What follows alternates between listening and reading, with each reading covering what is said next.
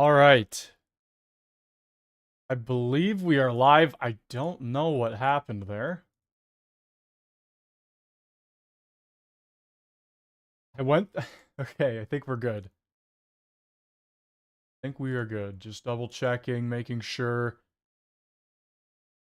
I think we're good. Yes, we are good. Okay. I hit the go live, and it said the channel didn't exist and to contact Google support or something like that. And I got very concerned for a second, but I think we're okay. Just the issue on OBS. All right, guys. Today is April 30th, and Alberta is not happy. That is the kind of theme of today's stream. There's a few things we're going to go over. As of right now, it looks like they are still going to return on May 26th. I don't know.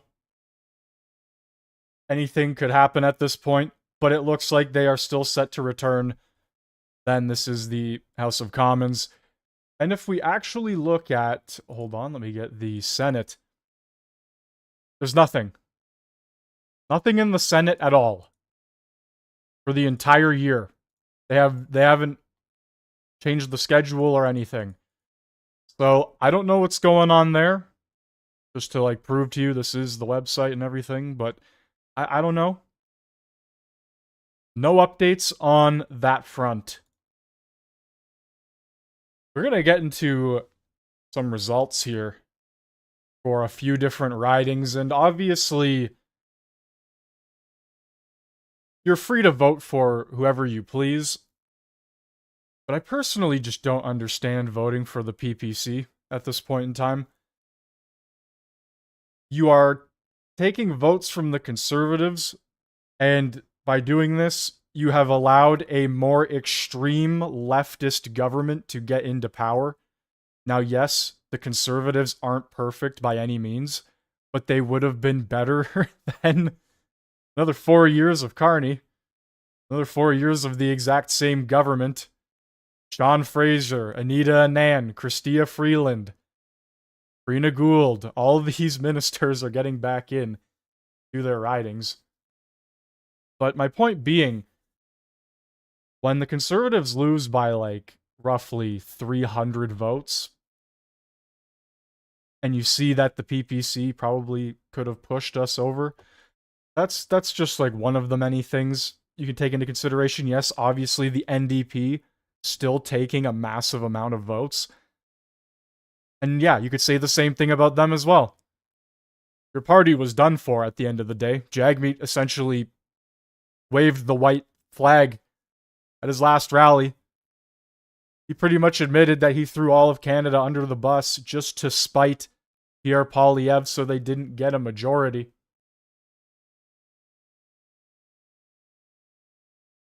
And yet 2.9% in Kitchener-Conestoga still voted for him. That would have been the pushover right there.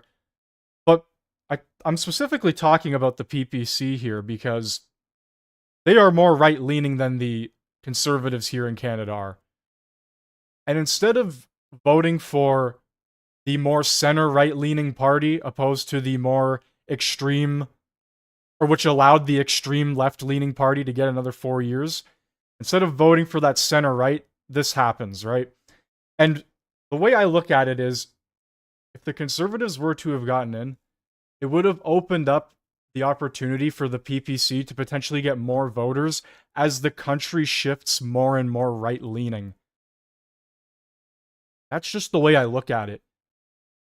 When the tide rises, all ships go up with that tide. And if you are a right-leaning party, you'd think you would want at least the center right-leaning party to win over the extreme, complete, utter opposite of your party, the liberal extremist left wing. So I don't know. That's just kind of the way I look at it. This is one of the many ridings. Here is another one. Let me get the full view there. This one is specifically Brampton, so say what you want about that, but PPC, once again, 274.7% of the vote. That could have pushed the Conservatives to win there. Almost 2,300 votes for the PPC, 4.8%. That could have pushed the Conservatives to win. Same thing with the NDP. Once again, not gonna just say the PPC is to blame here. A lot of people still voted NDP, and I find it kind of interesting that the NDP and the PPC are kind of trading here roughly with how many votes they have. They're really not that far off from one another. 737, 698, like they're not that far off. Which just shows how much damage Jagmeet has done to the NDP as a party. He has decimated them. I said it time and time again. They are going to be a fraction of what they are. And, I mean, everybody kind of predicted it. Everybody knew it was going to happen, but my God. It's kind of crazy to see.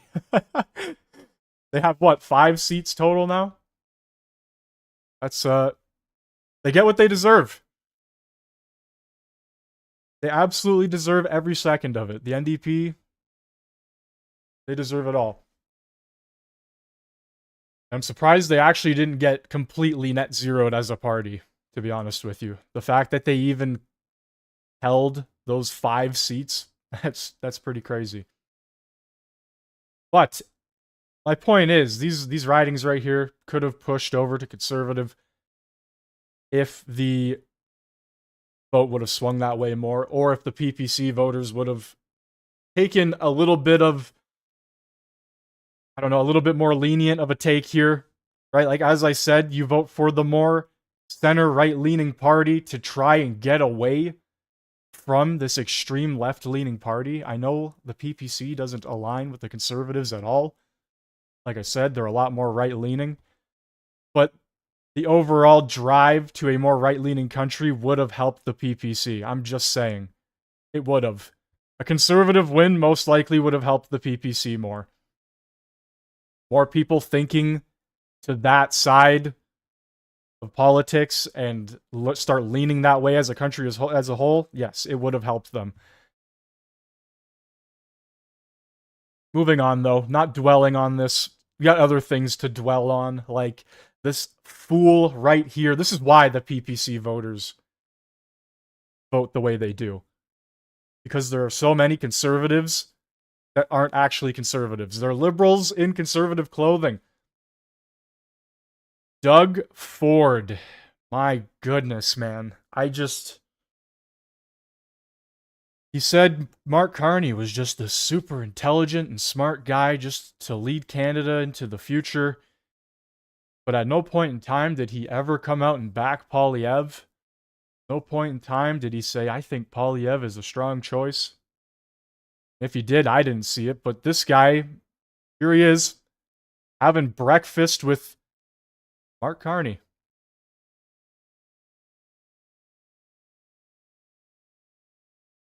Absolutely crazy. And something that actually kind of makes me happy here. Conservative MP Jamil Giovanni gets reelected in his riding, which first off, I think Jamil is a very, very strong and powerful voice in the House of Commons. So to have him returning is a big plus. This guy will stand up. He will say what he wants.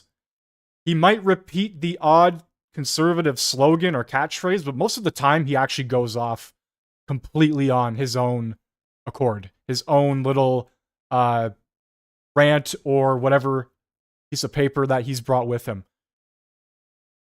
He is a very powerful speaker and a very, very strong figure for the Conservative Party going forward. And he absolutely destroys Doug Ford, goes nuclear. That's a good way to put it, on Doug Ford. And he's 100% right. Tonight, congratulations, Thank first you of very all. much. Yeah, we have a great team here in Bowmanville, Oshawa North. Very excited and happy to bring home a victory. I do want to ask you, Mr. Giovanni, because you've just spoken to your supporters, a large group that's here at the pub here in Bowmanville, North Oshawa, and you said to them, among other things, that Doug Ford was a problem for you in this campaign. You said that he sabotaged the Conservative campaign. That's your words. You said he was a hype man for the Liberals. Take me through how you see that. Yeah, well, look, Doug Ford just went through an election. I have differences of opinion with him. I don't like how he's managed healthcare or education, but out of respect, we didn't say anything. Federal party, we didn't get in his way. When it was our turn to run an election, he couldn't stay out of our business, always getting his criticisms and all his opinions out, distracting our campaign, trying to make it about him, trying to position himself as some kind of political genius that we needed to be taking cues from. Was it him specifically? Was it his campaign manager, Corey, tonight? Do you see Doug Ford as a problem for the federal party in the outcome of this race? I see Doug Ford as a problem for Ontario and for Canada. I think he's not doing a great job in running this province, and now he's trying to exercise his influence over other levels of government, and it's not like this guy is doing anything particularly well. I mean, you did used to work for him. I did. I'm speaking from experience. I tried to fix problems in this province, and he kept getting in his way and all his goons around him all the time. They wouldn't make anything better, and now we're seeing him because this guy's a political genius because he beat Bonnie Crombie and Stephen Del Duca, and now we got to sit around getting advice from him? No. He has taken the provincial Conservative Party and turned it into something hollow, unprincipled, something that doesn't solve problems. He's glad-handing with Chrystia Freeland, having coffees and lattes with Mark Carney, and I'm sitting here saying...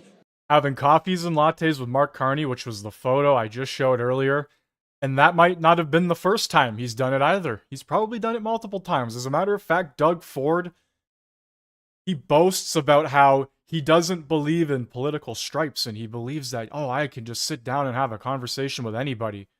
The simple fact of the matter is, Doug, the people you're sitting down and having a conversation with do not believe in the same things that the party you are with does. It's the whole reason that there's a opposition to the government. It's how the parliamentary system works, and you are a part of the Conservative government that is opposing the Liberals, and here you are backing them. Doug Ford, for the love of God, just come out and say you are a Liberal, because that's just what you are at the end of the day. We need to be fighting for change and something new and something different, not being a hype man to the Liberal Party. Some would argue that the challenge within the federal Conservative movement is that there are these divisions, divisions that in some ways you're outlining tonight, and that it is the thing that stops or prevents, holds back the federal party from the majority government that it seeks. Do you see that as a possible outcome to some of the fractions and frictions that exist within the federal party? There is a lot of unity from Conservatives across the board. Peter MacKay and Stephen Harper and Jason Kenney, James Moore, all sorts of people who've been part of our movement for a long time, united behind Pierre. There are opportunists like Doug Ford, and I think it's not about ideology or differences of beliefs. It is about some people believing our purpose as Conservatives is to be an alternative to what the Liberals offer, and then there are people like Doug Ford who are opportunists, and I reject that outright. Do you have any leadership ambitions? Look, we have a leader of our party right now. We're still waiting in for the final seat counts. I don't know what tomorrow holds. My focus, though, is on all the young people, all the parents, the moms, the dads who came to us and trusted us to offer an alternative, a brighter future. We're going to see that through. We're going to keep fighting, and when the next federal election comes around, Conservatives will earn the trust of more voters, and we will bring home a victory nationally. My last question to you looks at the results. As we speak here right now, 160 for the Liberals, 151 for your Conservatives. This is a lot closer of a race than some had expected. Why do you think that is? Well, look, I think a lot of people misunderstood just the frustration that Canadians felt. All these polls that showed Conservatives far below the Liberals, I think we're missing how many young people saw our party as the party of dreamers and hustlers and strivers and builders. That is our identity for young people, and we are going to continue offering them that vision for Canada. As we continue to see progress made, earning more trust, growing our party, getting more union support, police support, young families, working class families, I think we will see this identity that Pierre Poilievre has helped develop crystallize further, and our party will only go up from here. Jamil Jivani, thank you very much. And like I said, Jamil Jivani, very strong voice, very good figure, very good figure for the Conservative Party. Doug Ford, on the other hand, no, not so great. Sadly, the other choices of Ontario premiers were not great either. It's kind of like choosing the nicest pile of dog shit. Excuse my language, but it's just the truth. Uh, Going into this next part here, I'm sure a lot of you have seen this already. I personally haven't. I have not watched this yet. This is the final speech of Pierre after I'm pretty sure they got the results in. As you can see, not not too happy on his face, and a lot of Canadians in utter disbelief, including myself, that people could want another 4 years of what we just had for 10. So, anyway, I digress. Moving forward, I have not seen this. If you have, this is what I'm going to be watching. But I have other things to get into. Obviously, the main topic, Alberta. We will be getting into that after this. So don't go anywhere if you are interested. Thank you, thank you, thank you. It's with profound gratitude that I stand before you today at the moment of this historic election. Because only in Canada could the story that Anna and I bring to the stage be possible. Adopted son of school teachers and a Venezuelan refugee, stand on this stage in front of our proud country, offering ourselves up to serve for the future, after millions of people have shown up and marked their X, spoken their voice, and exercised their democratic rights. We could not be more proud, we could not be more grateful for the opportunity the Canadians have given us.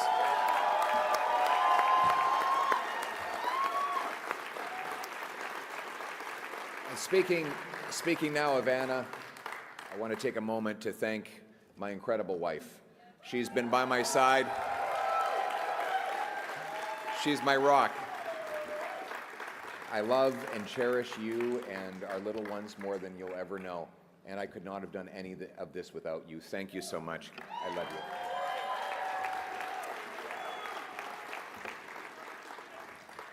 you. Now, my message to Canadians. The promise that was made to me and to all of you is that anybody from anywhere could achieve anything, that through hard work, you could get a great life, you could have a nice, affordable home on a safe street. My purpose in politics is and will continue to be to restore that promise.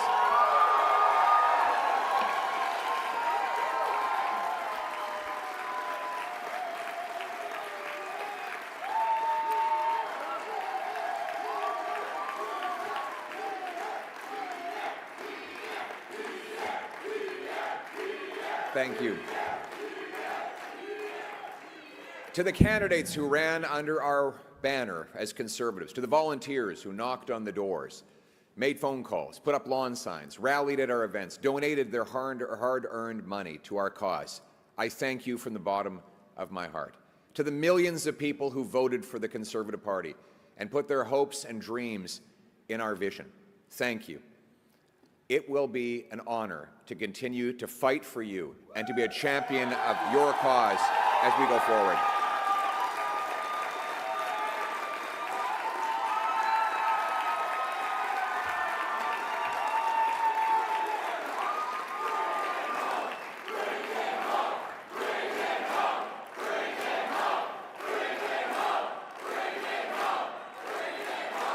Ça serait un grand honneur de continuer de me bonheur et surtout que Shell mes ramené to celebrate tonight. To my fellow Conservatives, we have much to celebrate tonight. We've gained well over 20 seats. We got the highest share of vote our party has received since 1988. We denied the NDP and Liberals enough seats to form a coalition government, meaning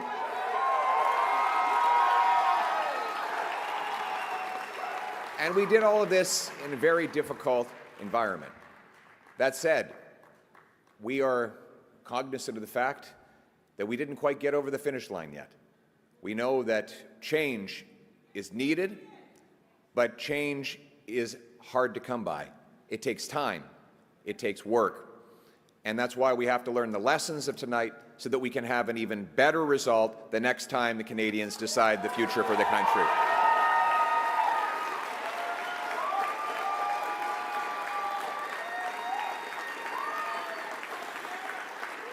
Canadians have opted for a razor-thin minority government, a virtual tie in the vote count. So I would like to congratulate Prime Minister Carney on leading this minority government. We'll have plenty of opportunity to debate and disagree, but tonight we come together as Canadians. We will do our job. Yes, we will do our job to hold the government to account. But first, and they'll be stronger than ever to do so as well, because they've gained a lot of seats. Like, the NDP losing all their seats, a good majority of them, most likely, and the Bloc as well losing seats, a good majority of them probably went Liberal. But the Conservatives across the board gained a decent amount. So it's going to really come down to if the NDP, the remaining like 5 or 6 of them, form a coalition with the Liberals, or if they disband the NDP altogether and form a majority. I don't know. I don't think the NDP will do that. They probably still want to be their own party, but they're not going to be able to do anything. They don't even have official status anymore, I don't think. At least I don't think they do. They needed over 10. So they're done. And if they disband as a party, and they'll probably go Liberal if they do, they will have a majority. I don't know if they'll do that. The Bloc could still play a heavy role in this with the Conservatives. Potential that they could go up against the Liberals, but I think the Bloc is also, like, the leaders come out and said he wants to make a truce with Carney for the best interest of Quebecers, as that video I posted yesterday. So everything is up in the air right now, and honestly, I'm kind of just waiting for the House of Commons to start again. We need question period back. We need them to actually get their asses back to work. we congratulate people from all political backgrounds on participating in the democratic process. And as I said, while we will do our constitutional duty of holding government to account and proposing better alternatives, we will always put Canada first as we stare down tariffs and other irresponsible threats from President Trump. Conservatives will work with the Prime Minister and all parties with the common goal of defending Canada's interests and getting a new trade deal that puts these tariffs behind us while protecting our sovereignty and the Canadian people.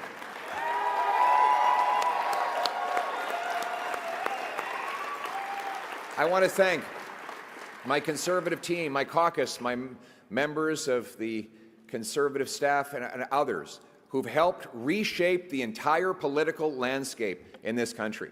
Conservatives have achieved major breakthroughs tonight. We brought in record support from blue-collar and unionized workers, youth, new Canadians. We gave voices to countless people across this country who've been left out and left behind for far too long. We won the big debates of our time on the carbon tax, on inflation, on housing, on the drug crisis, on crime. Conservatives have been leading the debate, and we will continue to put forward the best arguments to improve the lives of our people right across this country. But we will not stop there. Every single day, our Conservative caucus and I will be holding the government to account on behalf of the millions of Canadians who believed in the message of change. En tant que parti, on s'abat vraiment. J'ai eu partager leurs préoccupations, leurs peines, time out of their day to tell me about their struggles, their pain, their fears, but also their hopes and dreams. Welders and waitresses, farmers and factory workers, seniors, small business owners, and single mothers, young Canadians and young families pleading for the chance to own a home, parents who worried that their kids would never be able to move out of their home, grandparents who saw their grandchildren suffering from the shortfalls of our economy, and countless others who are afraid to go outside because of the rising wave of crime. All of these stories touched my heart and gave me inspiration to work towards something better. These people continue to need voices, and I will continue to fight for them every day, and every day we will never give up on fighting for the Canadian people.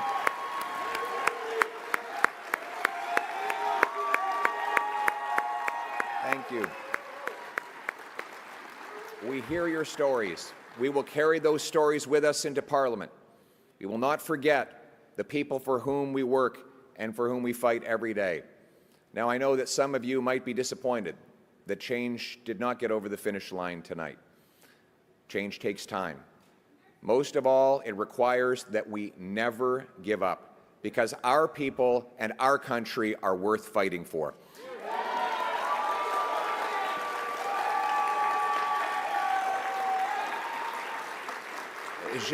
Je vous ai entendu et vos pour qui ont décidé le changement pour le peuple mérite qu'on today, and the millions of people who voted for other parties. And so, my message tonight, for the single mother working 2 jobs but still has an empty fridge and an empty bank account, for the young people who despair at never being able to afford a home, for the seniors on fixed incomes whose savings are eroded by inflation and no longer feel safe in their local neighborhood parks, for those who are now living in fear and terror because of crime, for those worried about losing their jobs because of unacceptable tariffs from the United States of America, for all of those who feel left behind and forgotten, my message is one of hope. Change will take time, but we will fight for that change, and we will deliver that change. And we will never give up on fighting for the great Canadian promise that anyone from anywhere can achieve anything, that hard work gets you a great life in a beautiful house on a safe street protected by our brave troops under our proud flag. Canada first, Canada always. Let's bring it home. Thank you very much, Canada. Merci beaucoup, Canada. Okay, so there you have it. The final speech from Pierre, the concession speech. Obviously, the race not going in their favor. Alberta. This is what we're leading into now. Not happy by any means, and as a matter of fact, hold on, there we go. They apparently have surpassed the required 177,000 signatures to trigger a referendum process. They are currently at 192. And this is coming after that changed from 600,000 to 177,000. So Danielle Smith slashed the number of signatures to trigger an Alberta independence referendum, and they've already surpassed it, at least on that change.org website. I don't know if that is the legitimate site to vote on, or if you want to do this. I have no idea. This happens, which they always threaten it. Alberta always threatens they want to leave, but the fact that she slashed the numbers that significantly as well, guys, yeah, I don't know. I did have, she had like a whole speech here. I had a video up, but it disappeared on me. See if I can find it again in the meantime. Yeah, this is wild. Like I said, they always threaten it, but looks like they want it more than ever. Truly does. And if I can't find the video, we can just head on to the next thing that I have here. Oh no, this is it right here. Here we go. Here we go. The government has taken hostile actions against Alberta and against the Constitution and against our right to develop our resources. And every action we have taken has been to reassert that the Constitution matters, the division of powers matters.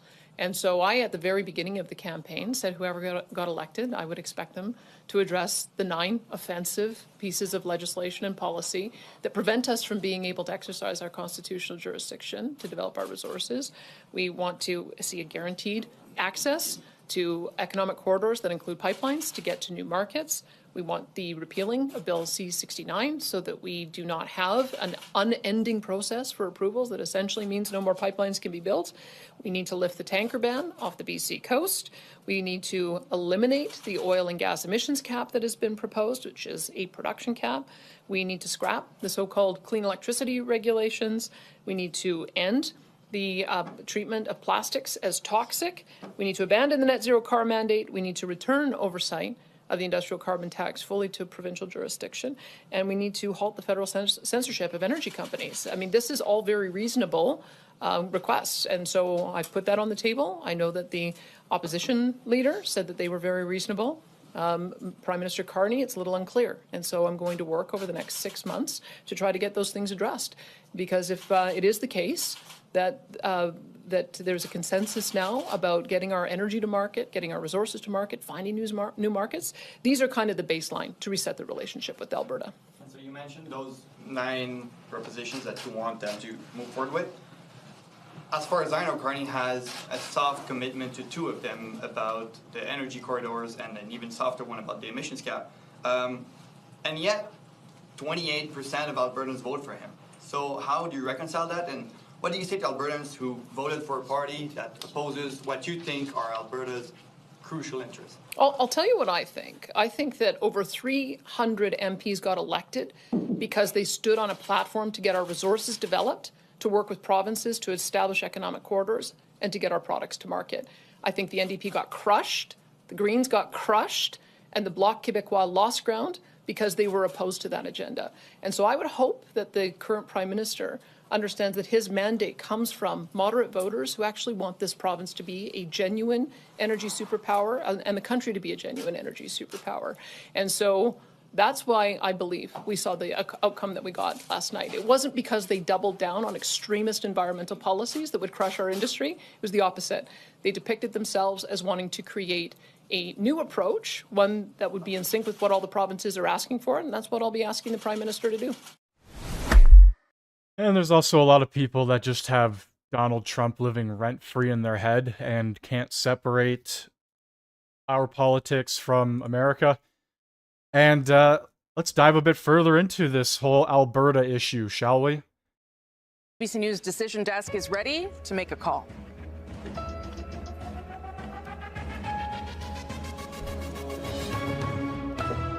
Canada's next government will be a Liberal government. I thought she was going to yell out, "Cool Ranch Doritos!" Whether it will be a minority or majority becomes some of those close races we were talking about.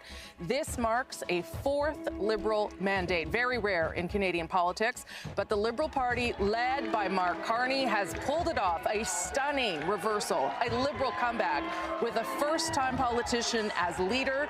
You're looking live there at the Liberal Party headquarters right now. Yeah, the Conservatives didn't do very well. Poilievre lost his own seat, the man running for Prime Minister. Yeah, and it looks like they're either going to have to swap him out for another Conservative, or they're going to have to find a new figurehead for the party and leader of the opposition. I don't know who is going to get switched out if they decide to do that, but that's what I read.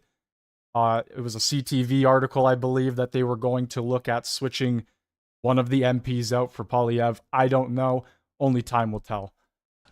And, of course, a lot of them have blamed Donald Trump because of the tariffs and have put them in an unwinnable position. But, you know, you can't say that you are your own nation going your own way and then blame your national election results on the country to the south of you if you're truly independent. And Carney, who is, I would argue, and make the case, and, of course, Laying the Brain here has been on this like a dog on a bone, he's a Chinese shill. To be clear, this is a really, it's not a Trojan horse. This is out in the open. Carney wasted no time, immediately started attacking Donald Trump, the United States. Keep in mind, right? That's the foreground. The background is he's been cozying up to China on every level for a long time. President Trump is trying to break us so that America can own us. That will never, ever happen. But China. Yeah. But we also must recognize the reality that our world has fundamentally changed. Okay. So Donald Trump took to truth and weighed on this as far as what he thinks should be the elected leader of Canada. He said, "Elect the man who has the strength and wisdom to cut your taxes in half, increase your military power for free to the highest level in the world, have your car, steel, aluminum, lumber, energy, and all other businesses quadruple in size with zero tariffs or taxes if Canada becomes the cherished Very cherished. 51st state of the United States of America. No more artificially drawn line from many years ago. I will say that's important. I'm coming back to that. Look how beautiful this landmass would be. Free access with no border, all positives with no negatives. And it was meant to be. It's like a romantic novel.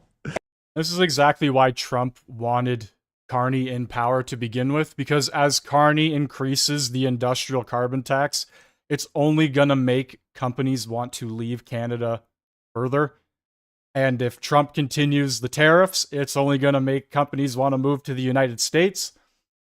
So, I can't imagine being a natural gas or resources company and just continuing to get taxed by the government when there is our neighbors directly under us who you could work for and not get taxed at all. As a matter of fact, probably get incentives to work and bring natural gases and resources all around the country.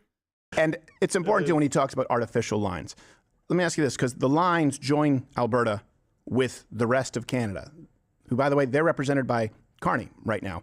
Alberta, I think it was something like 34 seats out of 37. I don't know the actual number. Something like that went Conservative. Yeah. They are not represented by the rest of the... And the lines adjoin them to communists. That would be like Texas, right, being the only state left that still believes in the Constitution, and we were surrounded by communists who decided to shred it openly. That's where Alberta finds themselves. And Alberta, I get it, a lot of you don't want to be the 51st state because there's Canadian pride. I understand that. I think there are multiple ways to skin a cat. But this brings us to Alberta. And before I continue, look, if you guys are not Rumble Premium members, we are funded by viewers like you. That's why we're able to do this. It's $99 annually. You get 100% more show. You get Dr. Disrespect. You get Tim Pool. You get Russell Brand. You get Nick DePaul. You get all kinds of additional content and ad-free, or try it for $9.99 a month. Otherwise, the whole lineup free stuff goes away too. So just click that button below. We appreciate your support. If not, let us earn it in the days to come. I just should point out that I am not sponsored by Rumble, but I'm stealing Steven Crowder's shit here, so I'm going to let him shill whatever he wants to. Alberta. Okay. In Alberta, all references are publicly available. Conservatives won the popular vote by a 2-to-1 margin. Okay? Jeez. 2 days ago, Politico ran this headline: "The quiet threat to Canadian unity isn't Quebec, it's Alberta." And the reason, when I grew up in Quebec, right, Quebec wanted to separate all the time from Canada, and they would have these referendums, but it never really happened. And they still want to. Quebec still doesn't want to be a part of Canada, and they've made that quite clear. Yves Blanchet himself even saying he doesn't want to be Prime Minister of Canada and that he's happy just working for the best interest of Quebecers and not all of Canada. Now they're looking at Alberta, and there was a poll on April 6th as far as how many Albertans would vote for independence. They said if the Liberals won, 30%. Jeez. I think that number can get quite a bit higher. If we cut through the fog a little bit and actually get to the reasons that Alberta, I would argue, not should, Albertans, Canadians, and if anyone else wants to have take a sober look at yourself right now, you need to leave Canada. Canada is not what you thought it was. Canada is a Marxist hellhole. And by the way, Alberta, the rest of Canada despises you. Americans won't. Yeah. Americans will welcome. Not all of Canada despises Alberta, but at least more than 50% of the population does. Yeah, I would agree with that. You with open arms. This isn't just trolling. It's not 51st state and you're subservient. It's territory or a state, and you now have access to the world, and your people can flourish. If you choose to stay with Canada, you will wither on the vine and die, and I'll make the case as to why other Canadians don't want you to be a part of their utopia. Reason number one, okay? That's what Ottawa does not share your values. For everybody in the chat right now who lives in Alberta, would you vote for this referendum to leave? Is that something you'd be interested in? Because I'm in Ontario. I voted Conservative, and every single time here in Ontario, it's really the solid city GTA area that always goes bright red. And that's the main reason why Ontario is the way it is. But all of rural Ontario goes blue every time. And it's gone more blue and more blue over the past 5 years. And even some ridings within that really heavy GTA area have gone blue. Whatsoever. Ottawa, for those who are American, that's basically their equivalent of, Washington, D.C. Mm-hmm. It's kind of silly to us Americans, but I get that it matters to you. Ottawa, what? Pretty much. So, Carney, he has extensive ties to China and the CCP, beyond the LGBTQ AIP, beyond the crazy taxation, beyond the liberalization of all social, cultural issues and removal of God from your country's town squares. He directly aligns himself with the CCP, ergo your liberal government will. So the CCP, unlike what they tried to accuse the United States elections of being controlled by Russia. Remember that? Remember that whole thing? CCP pushed online influence campaigns to get Carney elected. This is verifiable. This comes from the CBC, to be clear. In 2017, Carney met with Xi Jinping in private at Davos as China was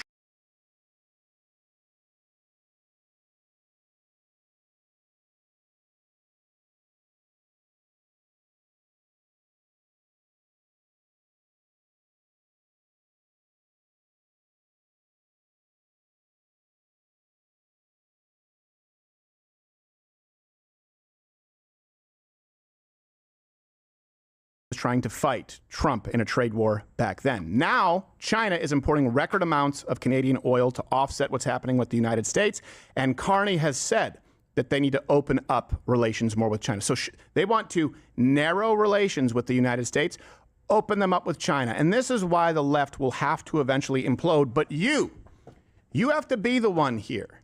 You have to be the one pulling that ripcord, Alberta. It's one thing to say, hey, we have a problem with the United States and, these reciprocal tariffs. It's another thing to say, Donald Trump is a fascist and he doesn't respect human rights, so we're going to align ourselves with China. I mean, he's not wrong, though. China, out of all places, guys. Woo! That is not somewhere I would want to live. It's not a moral virtue. That tells you it's about money. And the money, if you track it with Carney, is it's hair-raisingly scary. Yeah, and under Trudeau, the Chinese military actually trained with the Canadian military. Yeah. Yes, they did.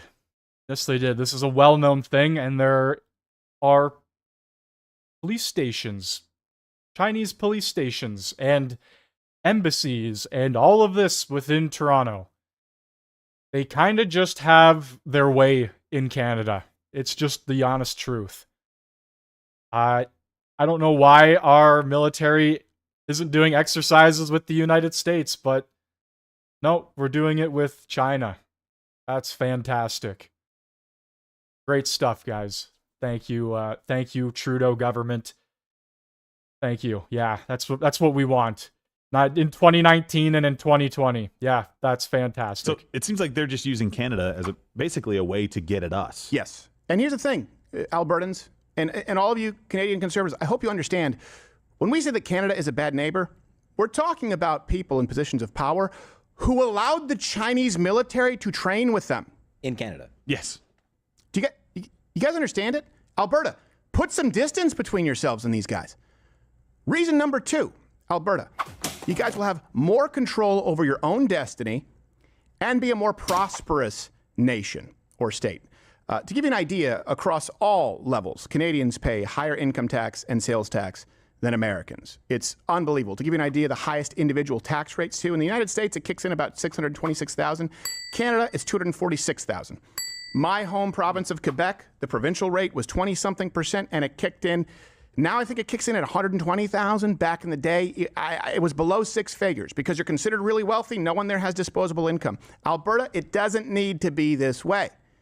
You can have the kind of tax burden that we have here in the United States. Wouldn't that be a nice relief? It would also, by the way, allow Alberta to negotiate, if let's say they become some kind of a territory, not the 51st state, to negotiate independently with the United States. That would be a huge benefit, considering the energy industry in Alberta and how that is dictated by the rest of Canada, by people in Ottawa who, by the way, don't want Alberta to have their thriving energy industry. Which brings us... If they were a territory and they had to negotiate trade between the United States and do the same thing with Canada, they would learn quickly that it would be easier to deal with us. Alberta, you have a choice. You want your energy going at rock-bottom prices to China with a wink and a nod? Or do you want to be in control of your own destiny and choose to trade and choose to engage in trade as far as your energy with the United States. Or again, be a state where I can't imagine a more prosperous Alberta. Reason number 3. This brings us to opening up that energy sector. To give you an idea, a lot of Americans don't know this. Alberta accounts for 84% of all oil production. And almost half of all U.S. oil imports are from Alberta. Canada is absolutely cooked as a country if Alberta leaves. We're talking billions and billions and billions and billions of dollars in a very high functioning part of the country. That sector of natural resources, oil, gas, it's for Alberta to leave, Canada collapses, which would cause most likely Quebec to leave as well.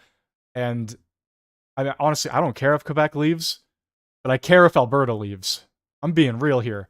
And it's becoming more real by the hour. Based on all of your guys' responses in the chat, saying, absolutely, we don't want to be a part of this anymore. I don't blame you. I don't blame you at all.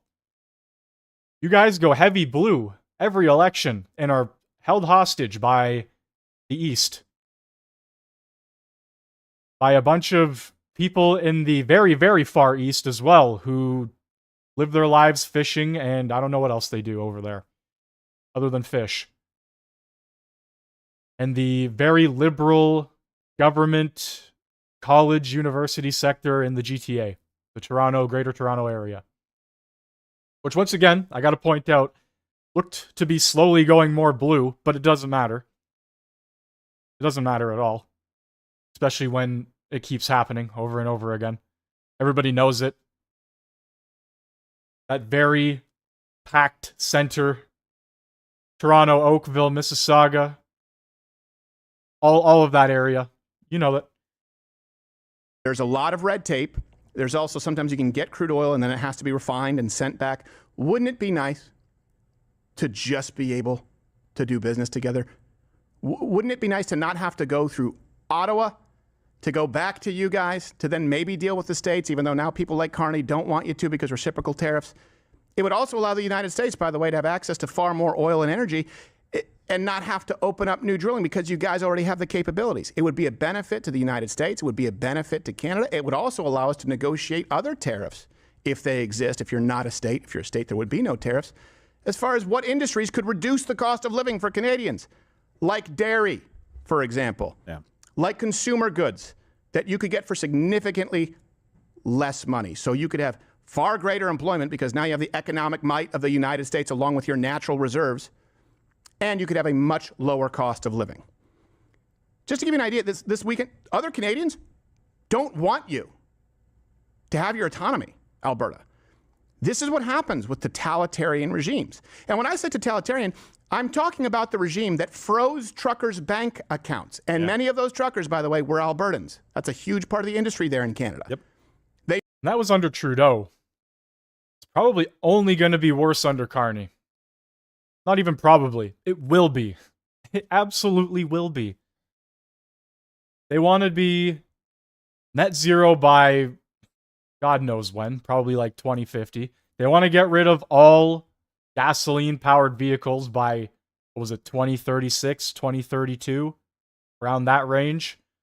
And any car manufacturer that produces over a certain limit, say the limit's 1,000 cars and you produce 1,200 cars, a $20,000 tax on every car you produce over that limit. If a car costs $30,000 average, you can expect it to cost $50,000 average. And they want to push electric vehicles, which aren't sustainable, which use a lot of these demonized fossil fuels to mine the resources to build. Okay? They want to demonize natural gases and all of these natural processes or drilling and all of that. But they go out and quarry mine lithium using diesel trucks, diesel machinery, shipping it back and forth around the country, either on plane or truck.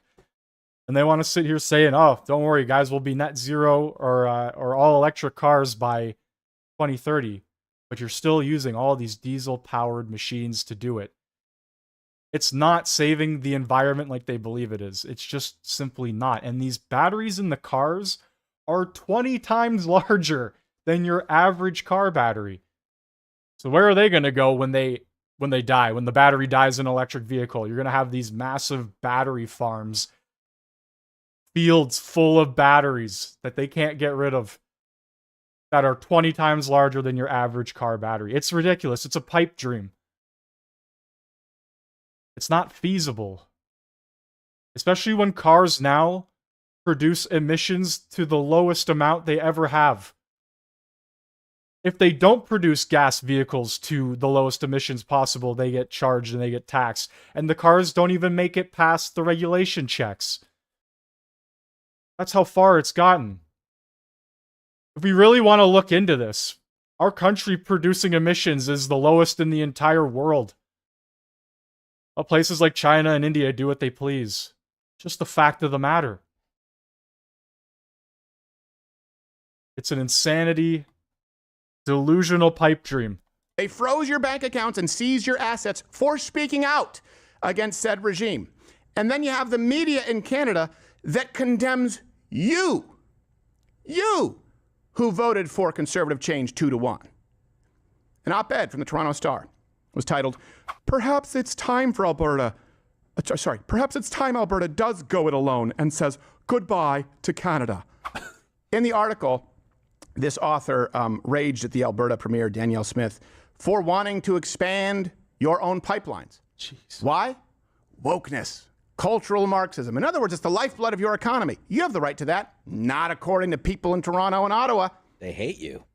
They wrote this: "If Smith has any sensitivity to people elsewhere in Canada, including Indigenous peoples who might object to having pipelines traversing their land, she doesn't show it."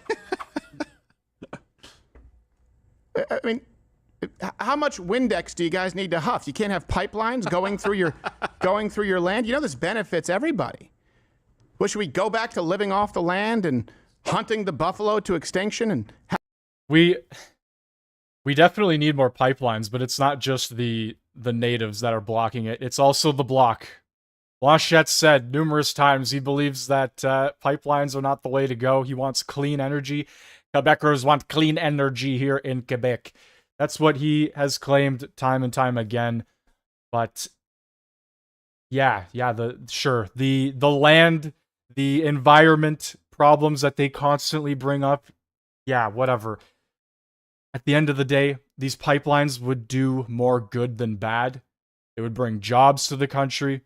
It would bring more money, an inflow of a lot of cash that we are seriously needing in this country, as the Liberals pushed us over the threshold of $40 billion in debt, or the deficit of last year. We went $21.8 billion over. Yeah, we definitely need to start building here in Canada. We need an infrastructure that will bring our economy upwards. And this government's just not going to do it. They're simply not going to. And if Alberta leaves, yeah, the economy collapses probably instantly. Having zero respect for nature, burning all of our crap and trash like many Native American tribes did? Or should we go back to their law of the land where they were warring with each other and scalping women and children? I apologize for that, guys. I think I had a bit of a internet spike there. I think we're back, though. Everything seems to be good.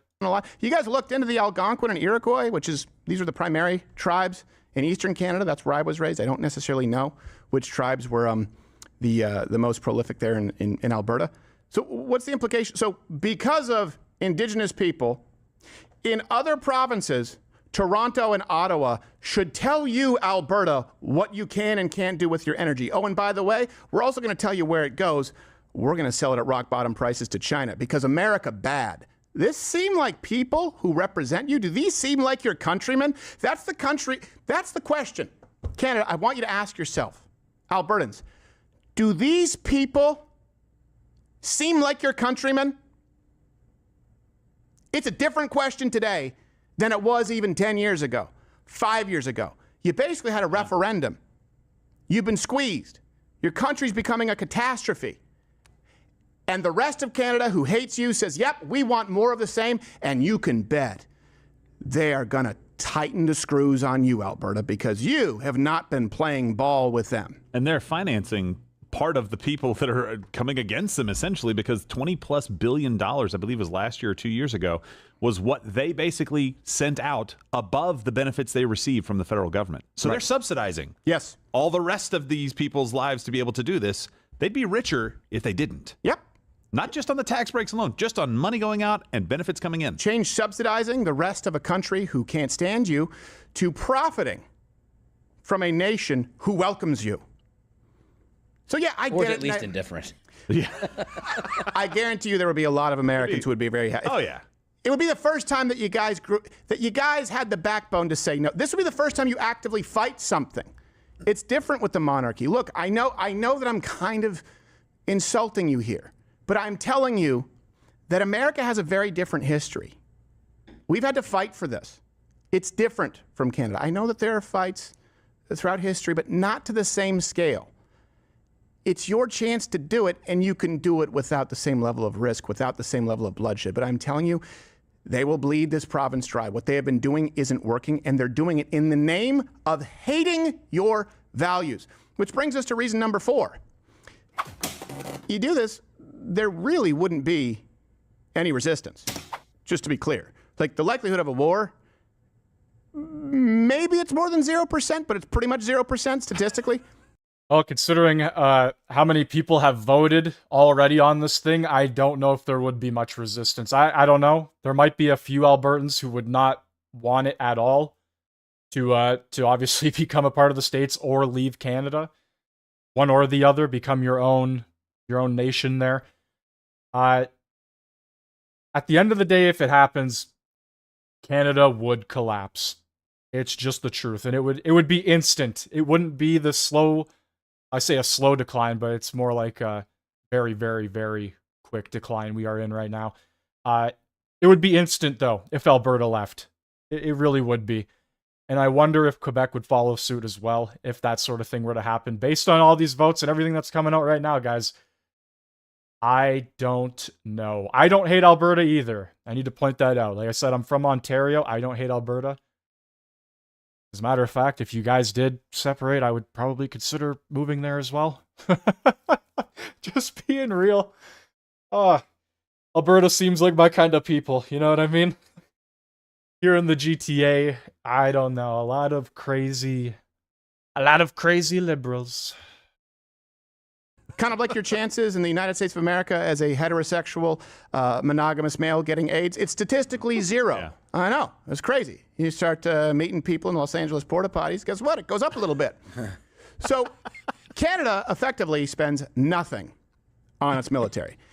And as Trudeau said, being the horrible neighbor that he is, and Carney's an extension of Trudeau, Canada won't even reach its 2% commitment to NATO until, which they agreed to initially. That's the contract. They won't honor their contract. They won't begin to honor their contract until 2032.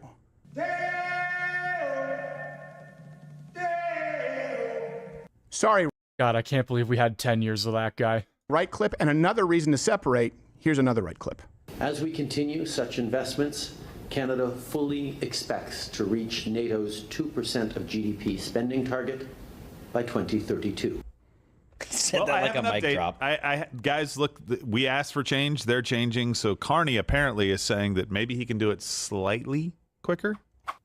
In NATO. It's not just about setting a target between now and the end of the decade, but it's also spending that money wisely and effectively, and above all, as much as possible, potentially the majority. 1 sec, they said it was the wrong spot. But he said by the end of the decade, so 2030. Okay, so by he's 2030. moving it up 2 whole years? Really? Let me be clear. It's not about spending the money wisely and effectively, Carney. It's about spending the money because you fucking promised you would. Yep.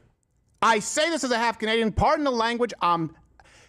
This idea that they're not great neighbors. If you had let's say you had a storm, a hurricane, and you and your neighbor have a fence, and you say, hey, you know what, I'm going to put up a fence myself, but you know, we can put up a better fence that'll withstand the next storm if we go halvesies on it. And your neighbor says, sure, absolutely. You pay for it. He never gives you a dime and then starts decorating it and putting holes in it and using it as his archery wall. That's what Canada has been doing. And you know what, Alberta? You can be free from that baggage because it's not your fault. But we are holding all of you accountable for this. All of you. Hey, if something goes down, we won't protect the rest of Canada, but we'll protect you. There you go. That's the agreement at this point. To give you an idea, they spend $2.1 trillion on their military. That's 1.37% of their GDP. They have not. And we've actually been asked since like 2016, 2017 to bump up our spending. It has been almost 10 years. And we've barely broke the margin of like 2.1 to 2%. Like I don't even know where our money is going. Brazil, Ukraine, other countries, I guess, foreign aid of some sort. We keep sending our weapons to Ukraine as well. Yeah, I don't know. I actually have no idea. Because this is something we've been asked to do for a long time now. And we're still not there. And we are saying that we're going to get there in another 5, 6 years, 8 years. Holy Christ, man. We have fallen behind as a country, and we have fallen pretty far. It's crazy to see. Not honored their contract. The United States, $27 trillion. It's 3.5% of their GDP. This, look, and I get it. This is an issue that has. Those are GDP numbers, by the way. Those are the GDPs, and that's the percentage they spend. We don't spend $27 trillion. So just wanted to make sure it came out a little weird. What did I say? It sounded like you were saying they spent trillions of dollars on the military. They didn't. No, 27 trillion is our GDP, and we spent 3.4% right, of that. Yeah, we spent 3.4%. I apologize. Yes, 3.4% of our GDP, 27 trillion. Okay, you guys got it. The references are available sometimes, especially when I get hey, you're a little fired up. Impassioned. You should be. Yeah, but you guys have the references right there. We honor the contract and then some, to the tune of almost double. Canada has not. Alberta, do you want to be yoked with the country that hates you and doesn't honor their agreements? Be the place that honors its agreements. Be the place that benefits. Be the place that actually becomes a country of rugged independence. Hey, do you want your free speech? There's one way. Yeah. Hey, do you want to have something resembling Second Amendment rights? There's one way. Do you want to have control of your own energy industry? There's one way. Do you want to stand in the face of communist tyranny that we see growing with the threat of China? There is one way. Do you want your people to benefit economically and to have a future for your children that isn't stifled socially, culturally, economically, across the board? There's one way. I was just about to say, across the board, literally in every way, shape, and form. Because as we currently sit here, I don't know when Parliament will return, but as soon as Carney attempts to pass a bill and it most likely fails because of, well, I don't know if it'll fail because they might get the support of the NDP. But as soon as something like that happens, a non-confidence vote will be called, which will most likely fail as well. And we could be here for another 6 months with Carney, or we could be here for another 4 years or 2 years with Carney.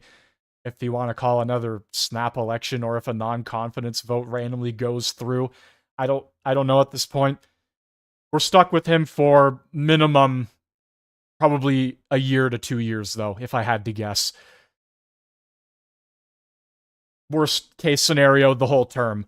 But yeah, guys, if you are from Alberta, I don't blame you for wanting to leave. And if you do leave, I would say best to you, but it's more like best to the rest of Canada because you guys hold a lot of power in terms of your economic status. The things you guys have there. Yeah, sure, Ontario has steel and we get billions of dollars with steel and metal and all of that, but you got to have natural resources to get that steel. You got to have gas, you got to have diesel to get that going. So without you guys, it very well could be game over. Anyway, that is pretty much going to do it for today's live stream or show or whatever you would like to call it. I'm going to take one last look at the online political landscape here. I'm seeing that globalist is trending on Twitter right now. Wow, interesting stuff going on, guys. I don't know what the future is going to hold, but I will be back obviously next Wednesday for the NPC update. And if anything crazy happens between that time, expect a random pop-up stream, possibly. I don't know. But like I said, that's going to do it for today. Thank you all for watching. If you are new here, make sure you hit that like button, hit that sub button. And I will see you in the next one. Take it easy, everybody. Hopefully YouTube works next time as well. We had some issues today. Had some issues starting the stream, had some issues midway, but everything worked out. Anyway, take it easy, guys.